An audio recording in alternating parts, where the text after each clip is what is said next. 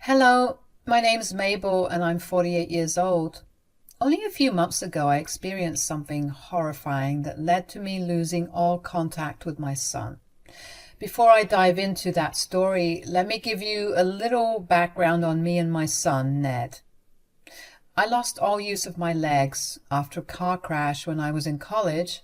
It was a very hard time for me, and I lost a lot of friends after because I needed a lot of care and attention, something that not a lot of people were willing to give when they're in their prime years of college. Thankfully, I had my family by my side. They showed me how much family can do for you when you're at your lowest. I don't think I could have ever made it out alive if not for the support and care of my family.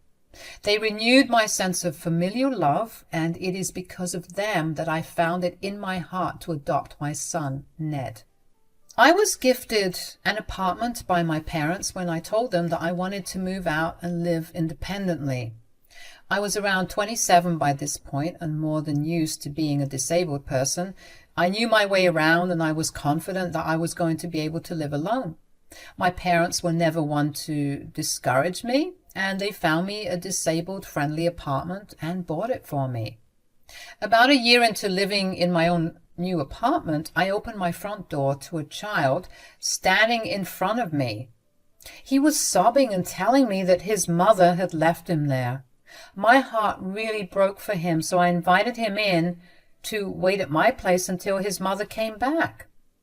A day passed, and then another, until it became pretty clear that his mother was never coming back. This boy's name was Ned, and I cared for him as much as I could. Ned began to warm up to me, and eventually I asked him if he would be okay with me adopting him. It had been a few months since he was living with me. I had alerted CPS in the first week of his arrival and worked out an arrangement with them that let him continue to live with me. Ned was ecstatic for me to adopt him, and so I did. I was so incredibly happy to be a mother. I never thought that I would have been able to experience the joys of being a mother, since I wasn't exactly in the best of places to even give birth. When Ned was 16, however, I began to notice a change in him. He became a lot more reserved and was very snappy with me. Every time I tried to ask him what was wrong, he'd get upset with me and tell me it was nothing. I chalked it up to him being a teenager, but this continued until he was 18. Right before Ned left for college, he told me that he wanted to find his real mother. I will not lie, but it broke my heart to hear him say that. It made me feel like I hadn't done enough for him. But I also knew better than to be selfish about his wants, so I assured him that he could do whatever he liked. Ned began to behave like his usual self after that, so clearly that was what was eating him up for so long. I was just happy that Ned was feeling better. In college, Ned met Violet, the woman who he was going to marry. Violet was, and still is, an amazing girl. She and I got along really well, and I was more than happy that Ned found himself such a good woman. They remained a couple for the next 6 years. Ned moved out to live with Violet, and after that, Ned barely spoke much to me, but Violet made sure to call me every week. I didn't mind because I figured that Ned was busy living his life. One day, Ned and Violet came over because they had something to tell me. "So, Mabel, we have something big to tell you." "Oh, really? What is it?" "Ned, do you want to tell her?" "No, it's okay. You go ahead and tell her." "All right. This past weekend, you know that Ned took me on a trip to the beach?" "Yes." "While at the beach, Ned proposed to me." "We're engaged." "Oh, that's absolutely wonderful. I'm so happy for both of you." "You are the first person who knows." "You told me before you told your parents, Violet?" "Of course. You're the most wonderful person, and you were the one that encouraged and supported Ned so much that he can now be who he is." "Oh, sweetie, that's so nice. I'm so grateful that you both care enough about me to do this." "Of course, Mom. I really am grateful for everything you've given me. You gave me a chance at life, and I'm sorry if I've been ungrateful in the past few years. Oh, that's all right. I'm just happy that you've found your way in life and that you've found this precious woman to cherish and love. You're too kind. We wanted to personally invite you to our wedding, so save the date for 6 months from now. I'm so excited. But isn't 6 months a little too close to plan everything out? No, we just want to get married as quickly as possible. I mean, we've been together since freshman year of college. I don't think there's any need to wait any longer. Besides, we're not planning on having a large wedding. It'll be a relatively small one with only our closest friends and family there. Okay then, if you two need any help, and I mean any help, be it financially or otherwise, don't hesitate to ask me, okay? Of course, Mom. Now, let's go celebrate. I was genuinely happy for Ned and Violet. I always wanted them to get married, but I held my tongue because I didn't want to intrude in their relationship. Also, being the first to be invited and told made me feel so incredibly special. Besides, I also got a sincere apology from Ned later, and I finally felt at ease. We went out to get some food and drinks after their announcement, and we had a good time. About a month after they announced their wedding, Ned came over to my place unannounced. He looked a little anxious, but I didn't address that immediately. I greeted him warmly. Hey, sweetie, come in. Hi, Mom. How are you? I'm doing good. What about you? Is everything okay? It actually is. I'm great, and so is Violet, although she is beginning to stress out about the wedding planning, but no matter what I say, she just doesn't seem to calm down. Oh, don't worry about that. She probably just needs some time to get her ideas collected, so you guys can work towards them. Yeah, I guess, but speaking of this wedding, it made me think of something, and I came up here because I wanted to talk to you about it. Oh? What is it? Did something happen? Well, kind of, but not anything bad, obviously. Okay, that's a relief, so tell me, what were you thinking about?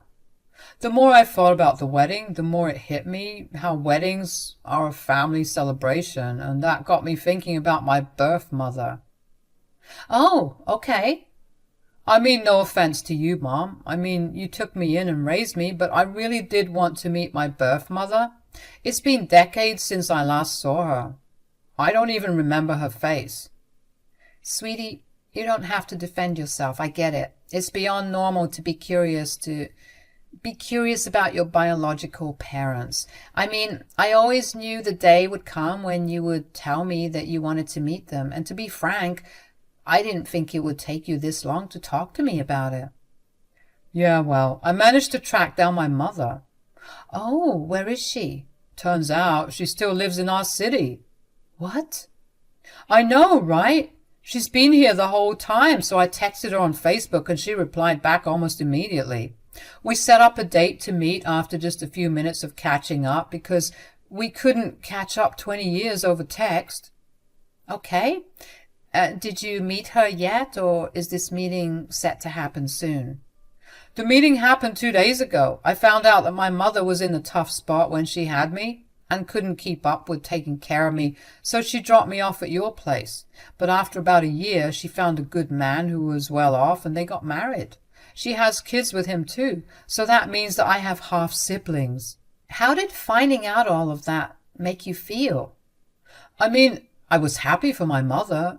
She must have really gone through a lot to have to drop me off at a stranger's place, but it does suck that she never searched for me after. Did you tell her that? No, I'm more glad that I get to have a relationship now, anyway. I even invited her to our wedding. Oh, that's great. I'm just happy that you're happy. You seem upset. I told Violet that it would make you upset. She's the one who told me it would be wrong to blindside you at the wedding. No, I'm not upset. Just a little surprised, that's all. Okay, that's great. I can't wait for you to meet my mother. It's going to be a blast. Just you wait and see. I'm sure it will be. I will admit that I was beyond upset at what Ned had told me. First of all, the very fact that he did not plan on telling me about finding and inviting his birth mother to the wedding hurt me deeply. I didn't like that it took Violet to force him to do that. Secondly, I didn't like that his birth mother lived right here and never once tried to reach out to him. I think that told me enough about the woman's personalities and priorities, which is what made Ned's enthusiasm about developing a relationship with her even more hurtful. His birth mother instead found herself a rich man and had no problem raising his kids and not Ned. Don't get me wrong, I'm more than happy that I got to raise Ned, but I did not like how Ned could not seem to look past his birth mother's disgusting behavior. I didn't say anything to Ned about what I was feeling, mostly because I didn't want to ruin his happiness, and also because I didn't think it was right for me to tell him that I was worried that he would forget me if he became close with his birth mother. That didn't feel like an appropriate thing to say, but all the years of him being distant made me feel insecure and worried. But after Ned left that day, I consoled myself by reminding myself that at the end of the day, I knew that Ned would recognize the fact that I knew him better than anyone else, including his absent birth mother. Over the course of the next few months, I helped Violet and Ned plan their wedding to the best of my ability. Violet insisted that I be a part of the wedding planning too, because she involved her parents in it. Ned kept trying to involve his birth mother in it too, but she always flaked on us last minute. It would devastate Ned, but he would always pick himself up a few days later. It pained me to see him go through all of that. I wanted him to realize that his birth mother probably wanted nothing to do with him. But I didn't think it would look nice if I said it to him. I knew that he would think that I was jealous or insecure, and that was not a conversation that I wanted to have with him. Anyways, a few days before the wedding, his birth mother called him to tell him that she would not be able to make it because one of her children had a headache and she did not want to leave them alone. I had the unfortunate honor of watching Ned pick up that call because I was over at his place, helping Violet alter her wedding dress. I watched as Ned groveled with her to come to the wedding, but she claimed that she simply could not. It crushed Ned, but he refused to talk about it. I tried my best to be there for him. Finally, the day of the wedding arrived, and I went over to his house to make sure that everything was going smoothly, and also because Violet asked me to help her get dressed. At some point, Ned came to me and asked me if he could talk to me about something. He looked upset, and I figured it was going to be about his birth mother not attending, so I followed him to his room and asked him what was wrong. "What is it? Is everything okay?" "We need to talk." "Okay, tell me what's wrong." "I've been thinking about this since Violet and I got engaged." "Oh, sweetie, you can't possibly have cold feet right now. You've been with Violet for years, and just because you get married, that won't change anything. Besides—" "No, that's not it. It just... I don't want you at our wedding." "Excuse me?" "Look, don't take this personally, but you're not my real mom. And like Violet said, our wedding is only going to be for the closest of family and friends." "How can you say that I'm not your real mom, Ned? I raised you." "That does not make you my mother." "So just because you found your real mother, you're throwing me out?" "When you put it that way, I sound like an awful person." "What other way is there to put it? Besides, you can't just uninvite me on the day of your wedding." "I can, and that's why I'm doing it. So if you could please just leave without any commotion." "Did Violet also agree to uninvite me?" "No, she doesn't even know about any of this, which is why I'm asking you to quietly leave." "If she doesn't know about it, then I don't see why I should leave. Whether you consider me your mother or not, you're my son. I want to be there to witness one of the biggest days of your life." "I was afraid that you were going to be like this. I have no choice but to lock you in this room." "Lock me? What are you talking about?" Don't worry, I already stocked the room with food and water. I'll be back before the wedding ends, and I'll let you out. Just don't tell Violet anything. You can't lock me in here like I'm some animal. Is this really how you want to start your marriage? By lying to Violet? What will you even tell her about my absence?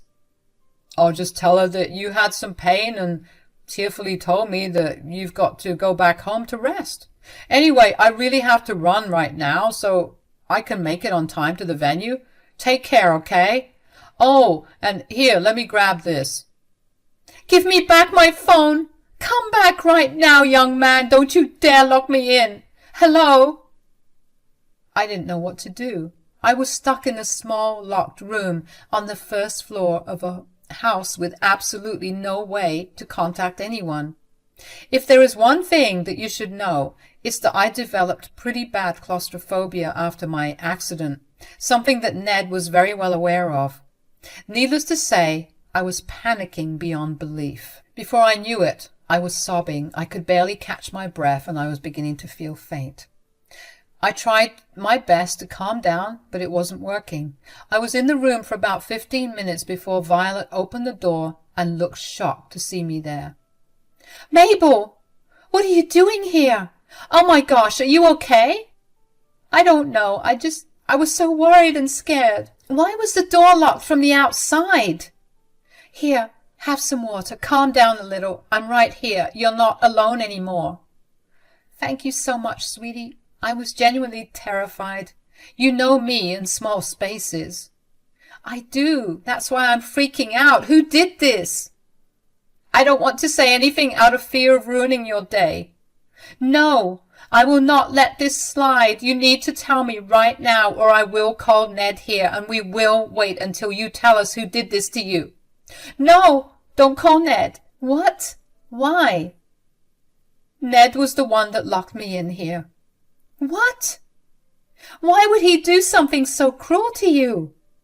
He told me that I wasn't his real mother, and since your wedding is only for close family, I'm not invited. Are you being serious? But you raised him. That man has known you as his mother since he was 5. I know. That's what hurt the most, even more than him locking me in here. The audacity of that man. This is the final straw. But wait, I'm confused. Did he not think that I would see you here after we came back? He said that he'd come back earlier and let me out. You know what? You're coming with me to the venue. I don't know if that's a good idea. I mean, Ned made it very clear that he didn't want me there. Who cares? The wedding is not happening anyway. What? No. You can't break my son's heart like that. I should never have said anything. Please, Violet, please don't do that to him. I'm sorry, Mabel, but I simply cannot marry a man who is so ready to toss the woman who raised him aside on his big day. He insulted you and locked you in here, and you're still showing him so much compassion and care. How can you do that? Like I told him, it does not matter whether he considers me his mom, because he will always be my son. I love him so dearly, and the last thing I want is for him to have a bad time. Okay, then think about things from my perspective. If he could treat you, his mother, who he has known for 19 years, this way, and not even bat an eye at it, how will he treat me in the future? Would you be okay with him ever treating me in a similar manner? Absolutely not. You're too kind of a soul to ever go through this. And so are you. You need to teach him a lesson. He's your son, and you need to discipline him. So are you coming with me, or should I wheel you there regardless? All right, I'll come along. I was so beyond grateful for Violet, and whatever led to her forgetting something back at home. I would have pretty much passed out if not for her return. I will admit that I did feel a tiny bit angry with Ned, though I was not nearly as much as Violet was. She was fuming. I could practically see steam coming out of her ears. My heart was racing as we approached the venue because I didn't know how Ned was going to react. I knew he was not a violent man, but after what he did to me, I wasn't that sure about it. I was only comforted by the fact that there would be a lot of people around me to witness whatever happened and stop Ned if he tried to do something. When we reached the venue, Violet asked me to go in first and told me that she would follow later.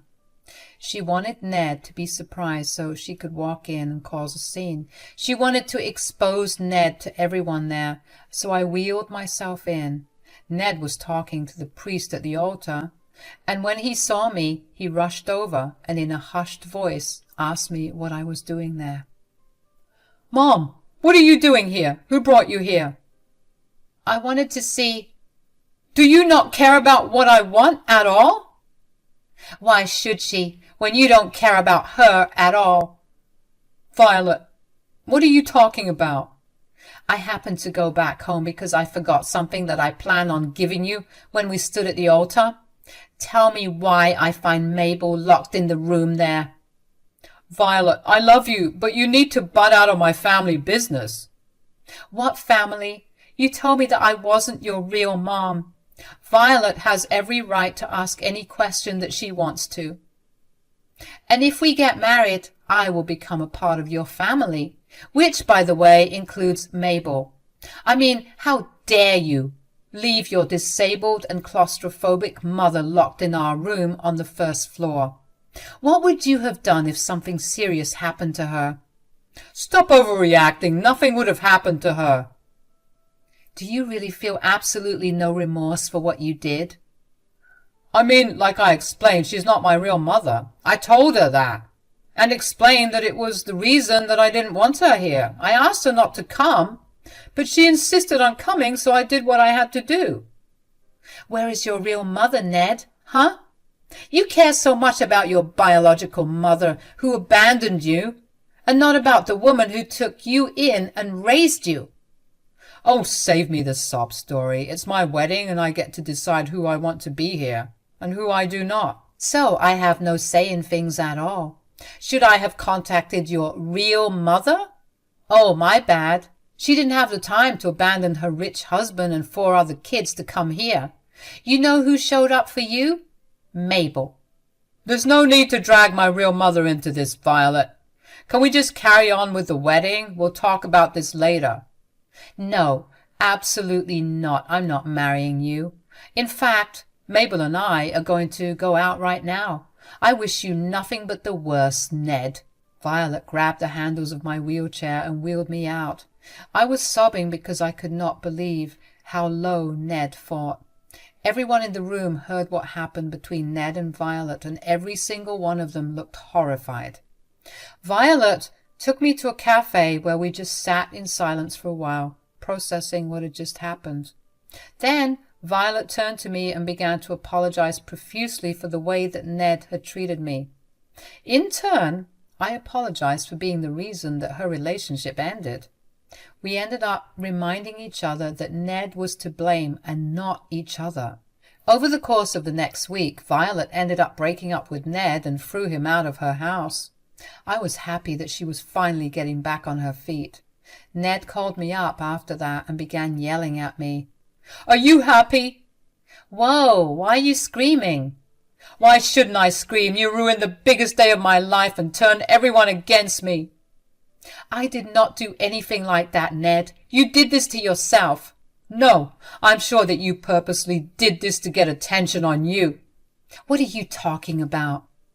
"Everywhere we go, everyone always flocks to you. I just wanted one day for myself, and you ruined that.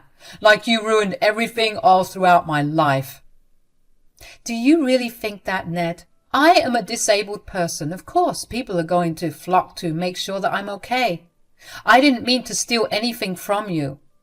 "Well, whether you wanted to or not, you did. And this is exactly why I did not consider you my mother. No mother ever takes things away from her child." "Right. Because your real mother abandoning you at my doorstep is something that mothers do." "You even stole my wife from me. Are you really not ashamed?" "I didn't steal Violet, who, by the way, is not your wife. She realized that she did not want to be in a relationship with a man who was so self-centered that he'd toss away his disabled mother on the day of his wedding. You are the reason that Violet is no longer in your life. Wow, you can't even take any accountability for what you did. No, Ned, that's something that you're struggling with right now. You need to sit down and really rethink the way you look at life. I did nothing but give you all I had, even when I didn't have enough. What you did to me was beyond disgusting, and until you get your act together to come and properly apologize to me, I don't want you to call me.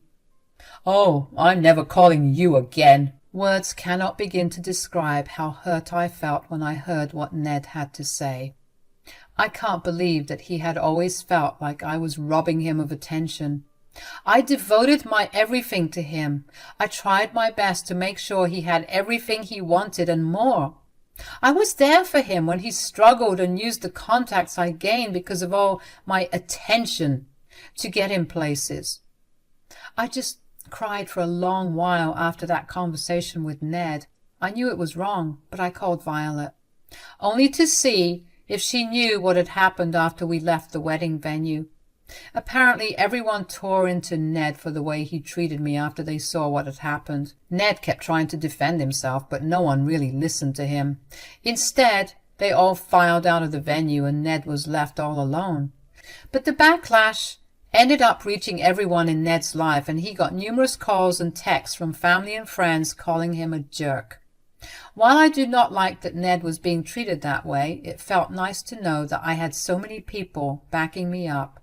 Not to mention, I really hope that Ned takes this as a chance to reflect back on his words. As much as he hurt me, I still hope that he'll come back to me one day, even if it's not to apologize, just to talk to me. Violet and I continue to remain good friends. She comes over to my place every weekend and spends time with me. It was sad that my son's ex-fiancé cared more for me than my son, but I was just glad that somebody cared for me. I also got an outpouring of support from those who were at the wedding and others who heard about what happened. I don't really know what's happening with Ned, but I do know that he moved to another city to start over.